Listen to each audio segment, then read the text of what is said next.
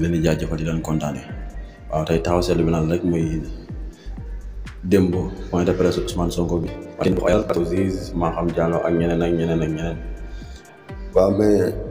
Ousmane Sonko c'est normal mu taxaw ar parce que ñun Sénégalais yi ñi si ëpp xam nañ ne Ousmane Sonko pexe yi Macky Sall ak pexe yi nguuru Macky Sall mooy ni ñu ko fexee sàkkal pexe parce que moom da leen a jaaxal te da leen a sonal léegi nag c'est normal Ousmane Sonko taxaw woote def discours parce que fii moom bu noppee maslaa yi dañ koy maasaale il faut mu taxaw wax mu leer Sénégalais yi dégg xam parce que tamit ñu ñëpp Sénégalais yëpp xam nañ ni affaire Adji Sarr beeg Ousmane Sonko yëpp ay dil yoo xam ne si complot boo xam ne si ngeen fi mu mujj Sénégal yëpp xam nañu ko leer na fii bu doon dëkk boo xam ne état de droit dafay dox normal coow li dootul jubati ndax xam nañ ni lépp dil la mais xam nga rek Sénégal mooy loolu. waaw beneen bi si topp mooy